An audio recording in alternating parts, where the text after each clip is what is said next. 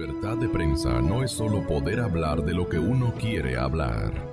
Es poder hacerlo sin represalias ni hostigamientos. Nos honra con su presencia María Alejandra Vicuña. Vamos con ella a abordar el tema de coyuntura histórica. Esta consulta en la que aspiramos del presidente Moreno hasta el último ciudadano. No hay ciudadanos últimos, siempre son primeros. Pero digo, en términos de interés, de civismo y de angustia por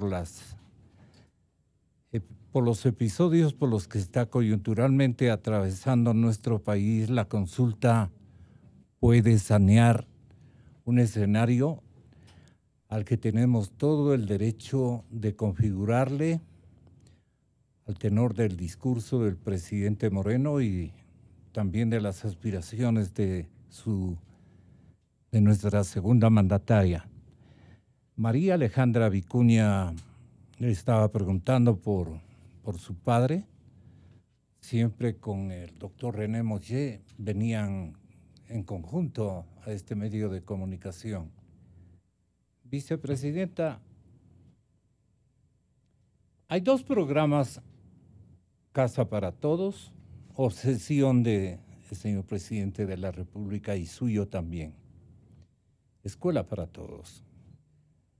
Alúdanos estos dos temas, cómo han sido recibidos por la población y voy por esos temas para que descanse un poquito su voz, que ha tenido que ocupar en simultáneo casi 4 micrófonos de 4 medios de comunicación a los que ha asistido. Hoy hemos tenido una intensa jornada, acercándonos a la gente, como ha sido una característica permanente y sobre todo un mandato, una disposición del compañero presidente Lenín Moreno, un gobierno de todos que es un gobierno de territorio.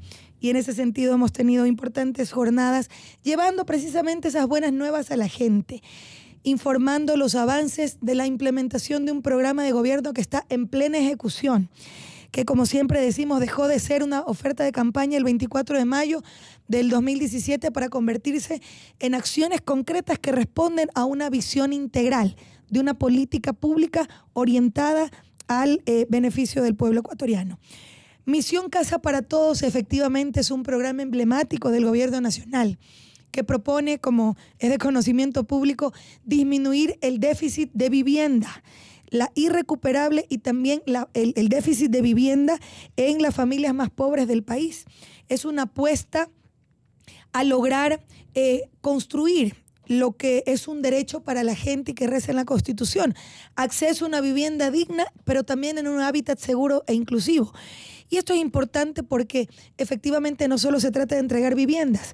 Ya 20.000 están en proceso de construcción, se han entregado ya muchas más. Recordemos que hace pocos días, casualmente ayer en Manabí, pero antes al sur de Quito, o antes mejor dicho en San Francisco de Huarcay, aquí en Quito, se entregaron las primeras 195 viviendas de un total de una urbanización de 608. Que atiende a las familias más pobres, aquellas madres jefas de hogar que tienen más de 2 hijos, que están en situación de pobreza extrema, aquellas personas que tienen algún tipo de discapacidad dentro de su núcleo familiar. Pero creando comunidad, que eso es lo fundamental de una nueva visión, de una política pública que también está orientada, por ejemplo, a los objetivos de la implementación de la nueva agenda urbana, en donde la organización comunitaria, la organización barrial, es ese elemento sustancial donde se fortalece la construcción de ciudadanía, espacios libres de violencia, barrios que en conjunto, en colectivo, garanticen y defiendan sus derechos. Nos parece que son elementos sustanciales. No solo se puede entregar viviendas, sino debemos generar elementos de acompañamiento social para evitar cometer los errores del pasado, es decir, de nada nos sirve entregar una vivienda, independientemente de las características que no necesariamente eran las adecuadas, pero bueno, no solo es entregar viviendas y generar guetos, se trata de construir urbanizaciones en donde la mixtura y la inclusión de los distintos segmentos de la población sea una realidad.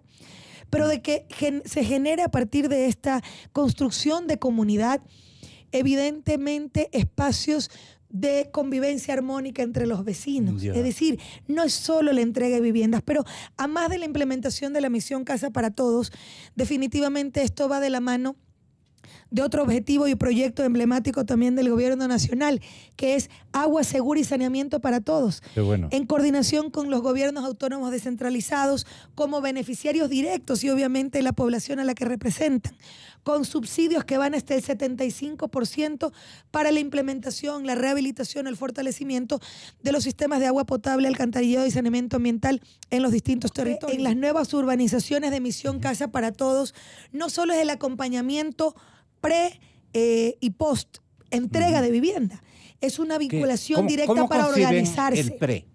Bueno, el pre primero es la identificación que lo realiza la Secretaría Técnica del Plan Toda una Vida, a partir de los datos que reflejan en el registro social a las familias más pobres.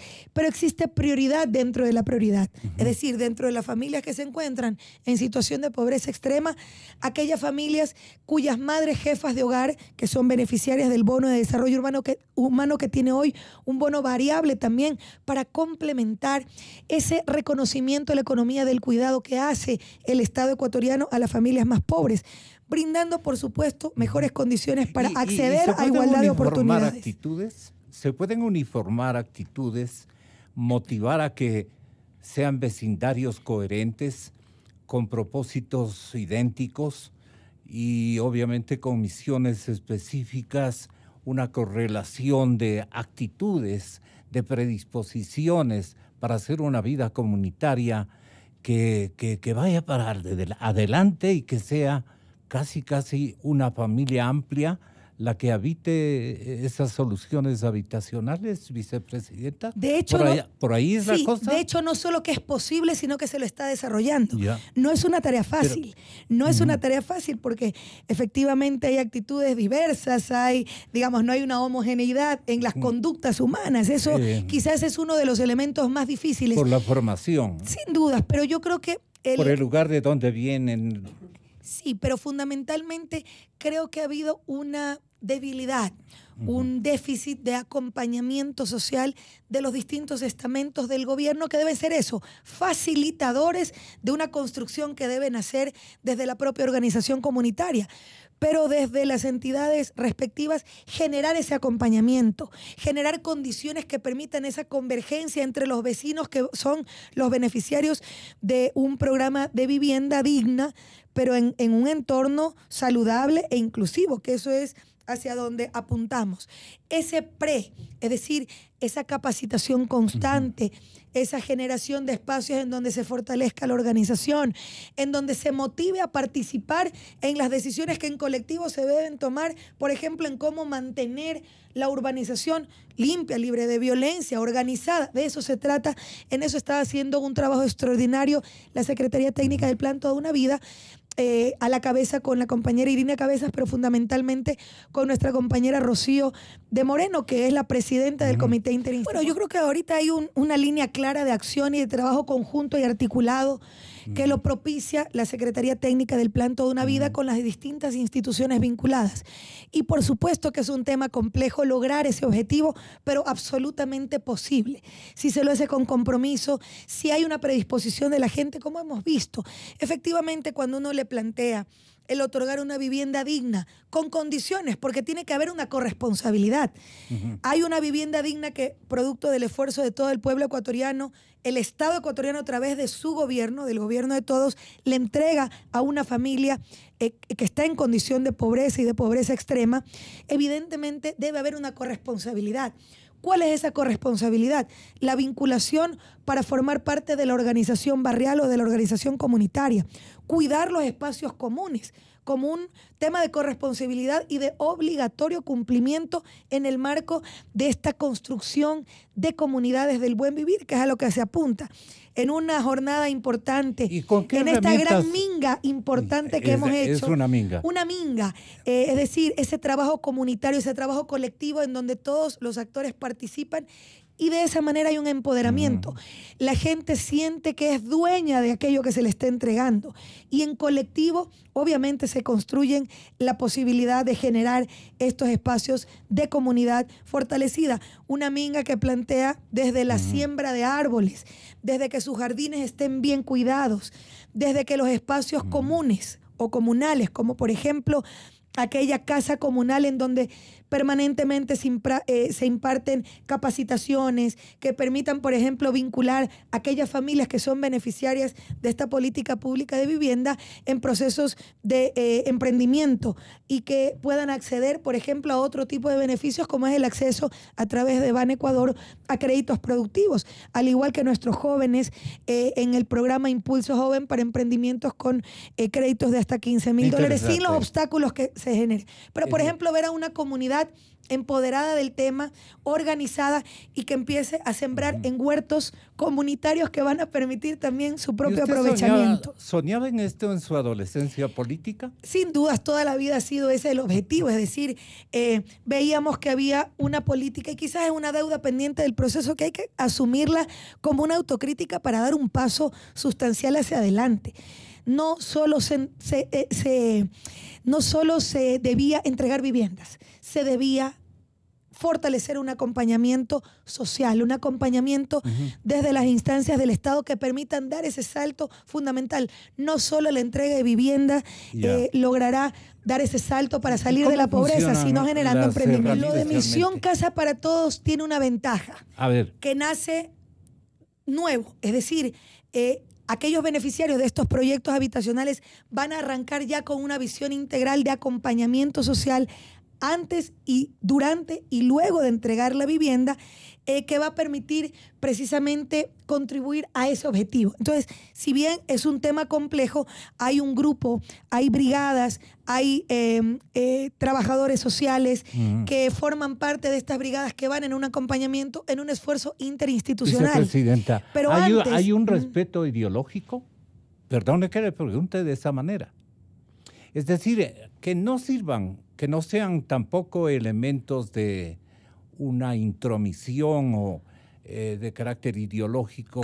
Pero sin lugar a dudas, con absoluto respeto, por supuesto, a los derechos de la gente. Aquí lo que desde el Estado, desde las instituciones gubernamentales se hace es un proceso de acompañamiento para facilitar procesos de organización que tienen que tener sus propias lógicas, dinámicas propias de cada lugar. No es lo mismo una urbanización en San Francisco de Huarcay con sus beneficiarios que, por ejemplo, una urbanización que se está construyendo en la provincia de Sucumbíos o, por ejemplo, la realidad de los vecinos de Monte Sinaí que hoy están accediendo a vivienda de Misión Casa para Todos en predios que ya están siendo legalizados. Son lógicas y prácticas distintas. Lo único que deben necesariamente hacer las instituciones es un proceso de acompañamiento y de facilitación para procesos socioorganizativos que nazca desde la propia comunidad. San Francisco de Huarcay, por ejemplo, en este proceso de acompañamiento se reunieron y decidieron que esa comunidad debe llamarse Luz de Esperanza, porque así conciben este nuevo momento de sus vidas, de familias que históricamente vivían arrendando, vivían ahí apegados a vecinos o a familiares, aisladas, hacinadas en familias que obviamente o en viviendas que no tenían definitivamente las condiciones para un crecimiento integral de sus hijos y para un desarrollo pleno. Es decir, es una visión integral de una política pública que, insisto, va de la mano también de una agenda de reactivación económica y productiva. El sector de la construcción dinamiza la economía y la Misión Casa para Todos ha hecho una convocatoria pública al sector inmobiliario y de la construcción para avanzar en este importante objetivo, al igual que agua y saneamiento para todos. Yo quiero ser enfática en que aquí no hay una consulta popular direccionada o con membrete. La consulta popular la reivindicamos como un importante resultado del diálogo nacional con los distintos sectores.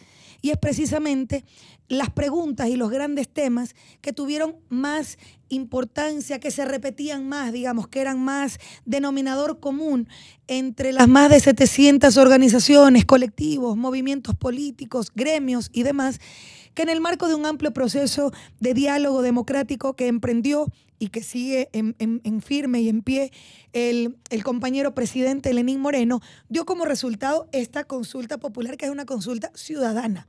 Y eso es lo que reivindicamos. Sin duda sus contenidos son fundamentales, son importantes, pero se originan de la gente. Respecto a la pregunta de la lucha frontal a la corrupción, el presidente Lenín Moreno, desde la campaña y desde siempre, como todos los que realmente creemos en la necesidad de levantar la bandera de la revolución ética, hemos dicho con claridad: cirugía mayor a la corrupción, fortalecer todos los mecanismos y generar una corresponsabilidad ciudadana que permita no solo a las autoridades de control y a quienes les corresponde velar por el adecuado o el ético accionar de los funcionarios públicos, fundamentalmente en el tema del manejo de los recursos que le pertenecen al pueblo ecuatoriano. Hemos sido muy claros, pero definitivamente es necesario esa corresponsabilidad ciudadana. De ahí, obviamente, la pregunta 1 como una respuesta a lo que la ciudadanía demanda y la ciudadanía exige de un combate frontal y decidido a la corrupción. ¿En qué consistirá ese combate? Bueno, recordar ¿No cree usted que debe blindar la Exactamente. posibilidad de que servidores públicos, funcionarios públicos o autoridades de elección popular que estén sentenciados o que hayan sido sentenciadas con sentencia condenatoria ejecutoriada con actos de corrupción, no vuelvan? Pero es lógico, es elemental. Pero no solo eso, sino que con sus bienes reparen en algo el perjuicio causado al pueblo ecuatoriano, al erario nacional. Creo que es absolutamente clara esta necesidad de fortalecer mecanismos de un combate serio y decidido a la corrupción. A ver, hay una línea clara del presidente Moreno y ha sido enfático pública y privadamente al interior del gabinete. Ejemplo. Cuando existe, el ejemplo, digo, sí, que da el presidente. Efectivamente, creo que hay una muestra clara de que el ejemplo de transparencia, de honestidad, de frontalidad en función de la lucha contra la corrupción del presidente Moreno es claro. Y ejemplos, digamos, en la línea de que toda acción no apegada a la ética que sea detectada, obviamente, en los ministerios y en las carteras de Estado, tienen que ser, siguiendo el debido proceso, puestas a conocimiento de las entidades de control respectivas y en los casos que amerite, efectivamente, en el ámbito de la justicia. Yo creo que hubo siempre un planteamiento de combatir a la corrupción, es decir, la revolución ciudadana ha sido evidente, que hemos impulsado la revolución ética. Lamentablemente, es de conocimiento público como algunos malos elementos, que yo ni siquiera llamara compañeros porque han sido funcionarios que no han estado ni sintonizados ni han sentido efectivamente la revolución ciudadana como esa capacidad de servir a los demás. Toda la cúpula del correísmo pasaron a llamarse nuevos ricos. Yo no sé ¿Cómo van a cuidarse ustedes de que eso, después de la consulta bien ganada, no haya ese crecimiento también de ambiciones desmesuradas? A ver, yo no sé si toda la cúpula o no, pero que cada persona que debe ser responsable de sus actos y debe responderle ante la justicia y al país por aquellas prácticas que no estuvieron apegadas a la ética, y en eso hay una claridad indiscutible del gobierno del presidente Lenín Moreno de que aquí no se persigue a nadie, pero jamás y nunca se va a encubrir a nadie, que la independencia de funciones es una realidad y una decisión firme en un Estado de Derecho como no puede ser de otra manera, y el gobierno nacional y particularmente el Ejecutivo ha sido claro en decirlo. Yo creo que eso ha posibilitado el que estén siendo procesados apegado al proceso, apegado a la Constitución y al derecho como corresponde, como no puede ser de otra manera el tema. Hay una línea clara del gobierno de todos en combatir frontalmente la corrupción. No se tolerará ni un solo acto de corrupción. Por supuesto que siempre el ejercicio de las funciones en las distintas carteras de Estado, en los distintos estamentos de la sociedad, en los propios gobiernos autónomos descentralizados, pueden ser susceptibles de actos de corrupción.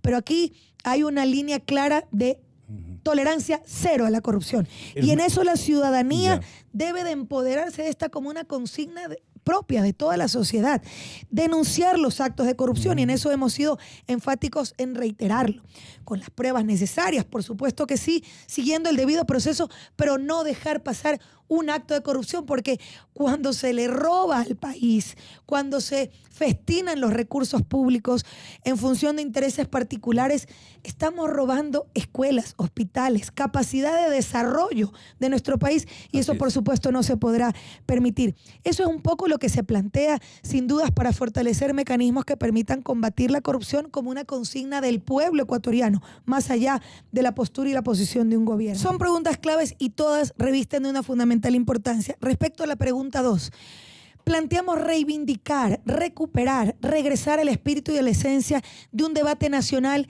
que se dio en uno de los procesos más democráticos de la historia del país, como fue el proceso constituyente de Montecristi. Y sí, efectivamente, en un ejercicio autocrítico y crítico de este proceso, porque de eso se trata, guardar sintonía con lo que la gente demanda.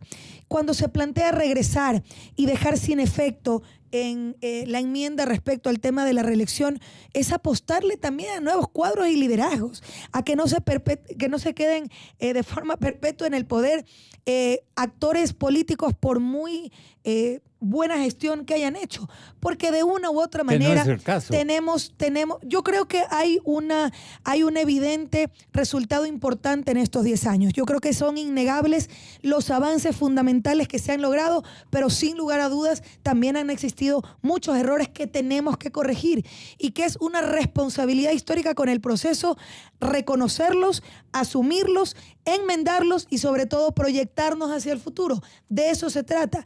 No puede llamarse un proceso como revolucionario si es que no tiene la crítica y la autocrítica permanente.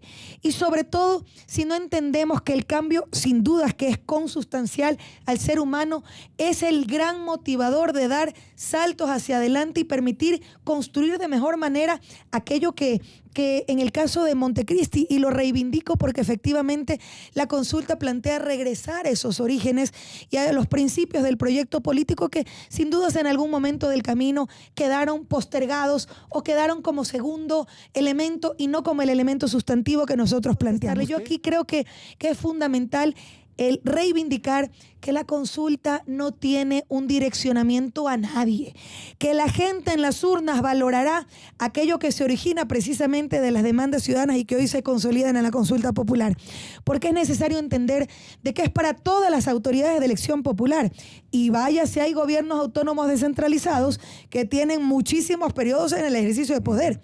No solo estamos hablando de presidente o vicepresidente de la República. Estamos hablando de municipios, de prefecturas, de juntas parroquiales. De eso se trata. Y creemos firmemente en que es necesario repensar y regresar a los orígenes de los principios que motivaron este proyecto político. Usted me pregunta si yo soy aliancista. Sí. No sé si se refiere a Alianza País. Si es que es así, definitivamente yo soy cofundadora de este proyecto político, cofundadora del movimiento Alianza País, que en esta nueva etapa, sin lugar a dudas, tiene que fortalecerse su democracia interna. Lo hemos demandado a lo largo de 10 años, no de ahora. Fortalecer la democracia interna, la formación política, generar un frente fundamental de organizaciones progresistas que respalden, obviamente, un programa de gobierno y un proyecto político que en una nueva etapa, en una nueva fase, donde se deben necesariamente corregir los errores, y ese ha sido un planteamiento firme del presidente de la República, incluso antes de consolidarse como candidato de Alianza País, cuando le planteó no solo a la cúpula o a la alta dirigencia del movimiento Alianza País, sino a su militancia, algunos temas necesarios para fortalecer y reivindicar la esencia de una organización política que debe de estar en sintonía con la gente, frente a lo cual muchos de quienes hemos sido cofundadores de este proceso político hemos adherido con absoluta contundencia y con un ejercicio permanente de crítica y autocrítica. Pero respecto al tema que también hizo referencia de la quinta función del Estado, a través del Consejo de Participación Ciudadana y Control Social, decir con absoluta claridad que ha sido enfático el presidente en reiterar que desde la academia, desde los movimientos sociales, desde los pueblos y nacionalidades, deberán surgir aquellos nombres valiosos de hombres y mujeres con una trayectoria intachable, con un activismo por los derechos de la gente que haya sido reconocido, evidentemente, que no tenga vinculación con el poder político, que no sean ni funcionarios de gobierno ni allegados al gobierno. De eso no se trata. Y precisamente eso es lo que planteó con absoluta claridad el presidente para que esa conformación de las ternas que finalmente se enviarán a la Asamblea Nacional para que se decida con los mejores cuadros, hombres y mujeres que puedan fortalecer la quinta función del Estado, y decir también con absoluta claridad que el anexo 3 de forma clara establece que ese consejo transitorio será improrrogable, sus funciones serán improrrogables hasta la composición del nuevo consejo que ya será elegido a través del voto universal. Yo creo que eso es importante y digno de reivindicar porque es precisamente en una pregunta en donde se ha manifestado algunas cosas que son falsas y obviamente se ha distorsionado el objetivo central, que es el de fortalecer la quinta función del Estado, reivindicando la esencia de Montecristi. Nosotros estamos impulsando la campaña por las 7 preguntas de la consulta popular. De que la número 2 le cuesta a usted. Para nada en lo absoluto. Mire, y esto es importante que lo tenga claro no solo usted, sino los amigos, sobre todo que nos escuchan. La política, la democracia y la sociedad son procesos dinámicos, no son procesos estáticos. La gente, los ciudadanos, no solo tienen el derecho de cambiar de postura a partir de nuevos elementos para la reflexión. Regresar a ese gran debate que se generó en Montecristi es también reivindicar no solo el derecho que tenemos de cambiar de opinión, sino la responsabilidad, sobre todo cuando somos actores políticos, de estar en sintonía con la gente. Por eso le apostamos a las 7 preguntas de la consulta popular con un respaldo contundente, firme, porque aquí lo único que no está en posibilidad de cambiar son los principios y esos están intactos. ¿Por qué es indispensable que el señor presidente y usted, el binomio, revele los nombres de los consejeros? ¿Por qué se abstienen de hacerlo? Porque todavía no están conformados, porque deben haber 7 ternas, 21 personas, pero lo importante es revelar las características y la decisión firme de cuáles van a ser esos perfiles. Por supuesto que no. De hecho, desde las organizaciones y movimientos sociales, desde los gremios y fundamentalmente desde la academia, desde aquellos activistas por los derechos de niñas y adolescencia, de las mujeres, de la naturaleza, darme un ejemplo de un hombre de academia o de una dama de academia que puede integrar este consejo? Un hito. Bueno, yo creo que hay varios. Para tener por lo menos una idea. La verdad es que creo que medio sería irresponsable el hacerlo, porque creo que hay varios hombres y mujeres. Con Lenín también. No solo tengo que consultar, porque finalmente puede ser un planteamiento que desde nosotros, desde ustedes, desde los medios de comunicación, desde la ciudadanía, se diga.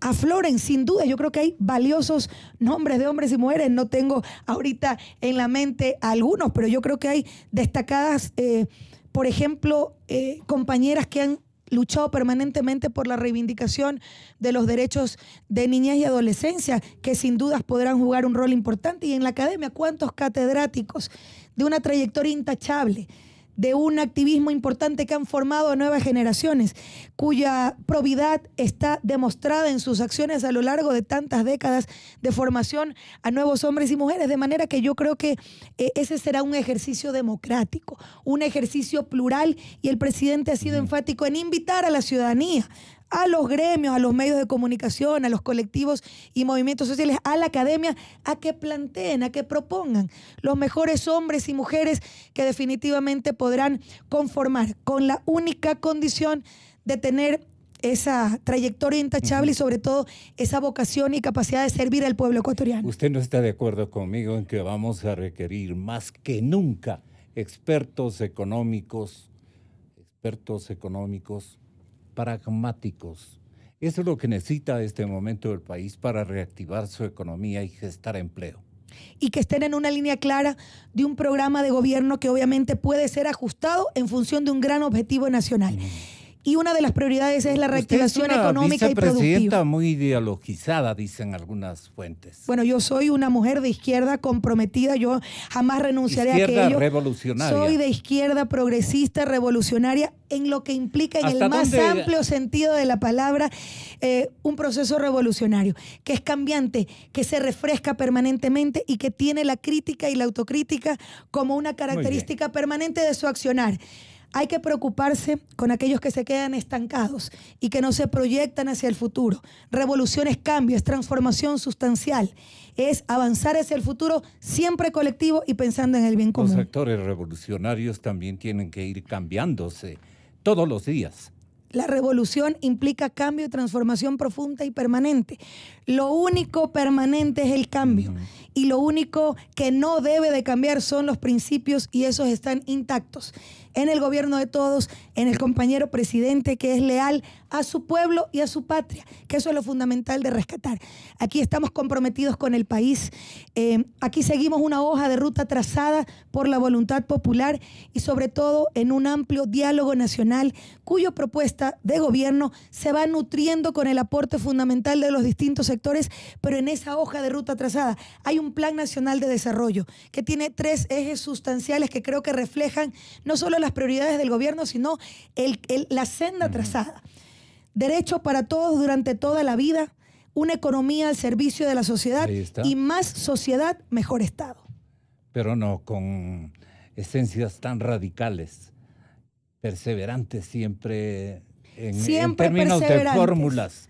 Siempre perseverantes. La radicalidad está en el compromiso de servir a los demás, en entender a la política como la pasión por el servicio de los demás y entender de que definitivamente la democracia se construye a partir de esa diversidad maravillosa que es la sociedad ecuatoriana. Se construye desde la diversidad y sobre todo generando un empoderamiento ciudadano que permita sentar realmente las bases para consolidar un verdadero Estado democrático. Pero usted es pragmática también. Yo creo que sí, sin dudas. Creo que ¿Cómo se ha hay un hecho comprobado? cierto. Yo creo que hay una coherencia plena entre lo que uno piensa, lo que uno dice y lo que uno hace. Correcto. Yo creo que esa es una característica, digamos, clara en quienes impulsamos este tema y sobre todo en quienes somos unos comprometidos con este proceso, e insisto, que debe de estar en sintonía con lo que demanda la gente y la ciudadanía. Así es que todo sí el próximo domingo. 7 veces sí al futuro, a la patria, y más allá de esos resultados que estamos convencidos se lograrán el 4 de febrero, insisto, porque es una respuesta a lo que la gente demanda. Nosotros siempre reivindicaremos el derecho de participar, el derecho de participación ciudadana en la gente, en las urnas, porque es la voluntad la que debe de primar y seremos unos respetuosos, como no puede ser de otra manera, de esa decisión del pueblo en las urnas. Así que invitar nuevamente a este ejercicio democrático y cívico que implica una consulta popular con la capacidad que tenemos todos los ecuatorianos de decidir sobre los grandes temas de interés nacional.